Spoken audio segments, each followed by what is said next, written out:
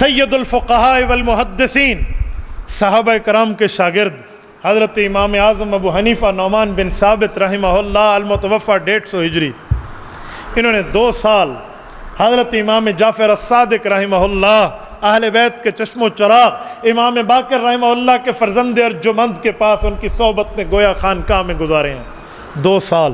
اور ان 2 سالوں کے لیے کیا ارشاد فرماتے ہیں حضرت امام صاحب رحمۃ اللہ علیہ، تابعین کے چوٹی کے بندے، حضرت امام جعفر الصادق رحمۃ اللہ علیہ کے پاس گزار کر حضرت امام صاحب فرماتے تھے لولا السنتان لہلک النعمان، کہ اگر یہ 2 سال نہ ہوتے تو نعمان ابو حنیفہ ہلاک ہو جاتا۔ جو میں نے اپنے شیخ سے، اپنے بزرگ سے، اپنے استاد سے، اہل بیت کے چشم و چراغ سیدنا علی المرتضیٰ کے فرزند ارجمند کے پوتے سے جو میں نے علوم حاصل کیے ہیں روحانی، جو اللہ ان سے سیکھا ہے، یہ 2 سال نہ ہوتے تو نعمان ہلاک ہو جاتا ہے۔ یہ اپنے لیے فرمایا، یہ میری بات نہیں ہے، یہ شیخ الاسلام شیخ العرب والعجم حضرت مولانا سید حسین احمد مدنی رحمۃ اللہ علیہ کتاب اٹھائیے مکتوبات شیخ الاسلام، یہ حضرت حسین احمد مدنی رحمہ اللہ کی بات ہے، حضرت مدنی نے اس کی خود تشریح فرمائی ہے۔ تو امام ابو حنیفہ جیسا بندہ جسے باقی لوگ دیکھیں تو ان کی پگڑی گر جائے، اتنی بلندی اس کی، ان کی ٹوپی گر جائے، اس حد تک بلندی پر فائز شخصیت، صحابہ کرام کے بعد اس امت کے قائد، لیڈر، رئیس اور بڑے، وہ شخصیت جس کا رتبہ، مقام، مرتبہ، درجہ، حیثیت، ویلیو اتنی ہے کہ سارے بعد والے مل کے بھی اس کا مقابلہ نہ کر سکے، وہ اکیلا، جس کے لیے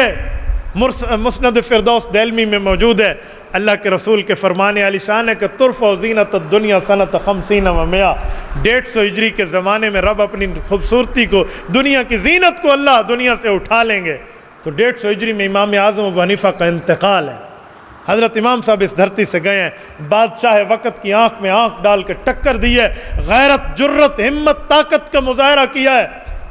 لیکن اس کے ظلم کو نہیں مانا، شہادت کی موت قبول کی ہے کہ ان لوگوں نے پانی میں زہر ملا کر حضرت امام صاحب کو، بعض لوگ کہتے ہیں دودھ کے پیالے میں زہر ملا کر باندھ کر پلا دیا تھا، اور جب زہر جسم میں آئے جلدی حل نہیں ہوتے تو لوگ اسے کوڑے مار مار کے امام صاحب کو تکلیف دی گئی تاکہ زہر ان کی جسم میں جلدی پھیل جائے، اور اس نے شہادت قبول کی ہے۔ 50 ہزار آدمی نے جب اس کے جنازے میں شرکت کی تو بیوی نے بادشاہ وقت کو کہا، اے بادشاہ تیری عزت، تیرا احترام، 50,000 بندہ اس کا جنازہ پڑھ کے تیرے ظلم اور زیادتی میں ظالم ہونے پر مور لگا رہا۔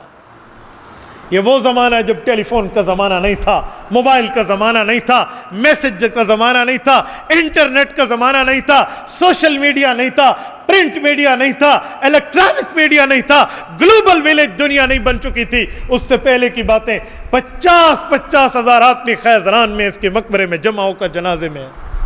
یہ وہ وقت ہے، لوگ اس کے جنازے میں پہنچنے پہ اپنے لیے بخشش کی باتیں سمجھیں تو کہا تیری ظلم اور زیادتی پہ ابو حنیفہ نے مر کے بھی تجھے ظالم ہونے پہ مور لگا دی ہے۔ تو بتائیے، اور پھر وفات کے بعد جب یہ بات ظاہر ہوئی تو دنیا حیران ہو گئی کہ ابو حنیفہ کی قبر تو قبرستان میں نہیں بنی، اتنا بڑا سرکار نے قبرستان الاٹ کیا ہے، وہاں تو قبر نہیں بنی، اکیلی جگہ خیزران میں کیوں بنائی؟ امام صاحب کے بیٹے حماد بن ابی حنیفہ کیا جملہ فرمایا کہ میرے والد کے مطابق بادشاہ غاصب ہے، اس نے جو سرکاری یہ قبرستان الاٹ کیا ہے یہ مظلوموں کی زمینوں کو غصب کر کے دیا ہے۔ تو میرے والد محترم فرماتے تھے میں غصب جزا زمین میں نہیں جاتا، خیزران میں اپنی ذاتی کمائی سے خریدی ہوئی زمین میں دفن ہوں گا۔ آج بھی بغداد کے شہر میں حضرت امام صاحب رحمۃ اللہ علیہ قبر خیزران میں موجود ہے۔ میری بڑی خواہش ہے اللہ ہمیں قبر کی زیارت کی توفیق عطا فرمائے، اللہ ہمارا یہ پڑھنا سننے سنانے کا ثواب حضرت امام صاحب رحمۃ اللہ علیہ کی روح کو اسحال فرمائے۔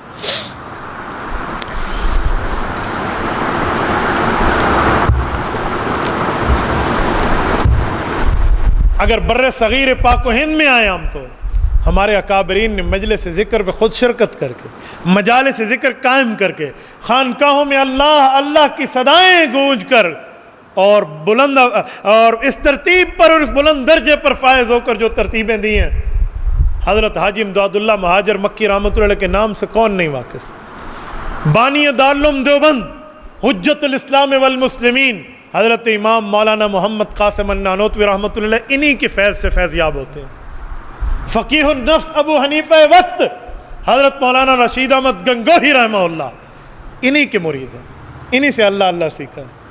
حضرت حاجی صاحب رحمۃ اللہ علیہ ان دو حضرات کو روحانی علوم سے نوازتے تھے، ان کے پاس نبوی علوم تو ان کو اساتذہ سے ملے تھے۔ اللہ اللہ کی ضرب انہوں نے حضرت گنگوہی نے اور حضرت نانوتوی رحمہ اللہ نے حضرت مولانا مہاجر مکی رحمۃ اللہ علیہ سیکھی سے، اور حکیم الامت مولانا اشرف علی تھانوی رحمۃ اللہ علیہ بھی پھر حضرت مکی سے بیعت ہوئے۔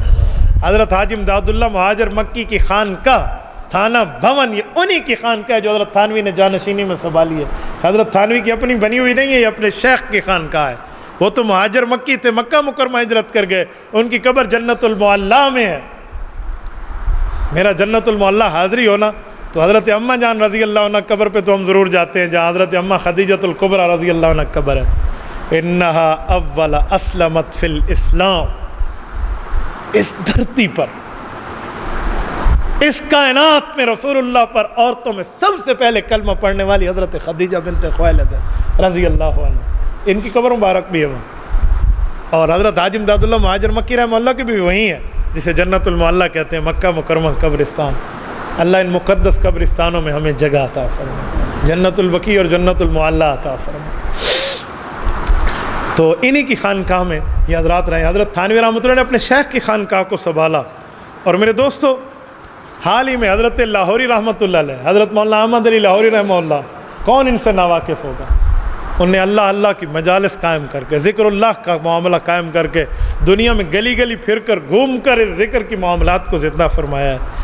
اور اس پر کئی محنتیں۔ حضرت شیخ الحدیث و تفسیر مولانا محمد زکریہ کاندلوی رحمہ اللہ، ان کا فضائل ذکر کا آپ ایک بار میرے اس بیان سننے کے بعد مطالعہ فرمانا،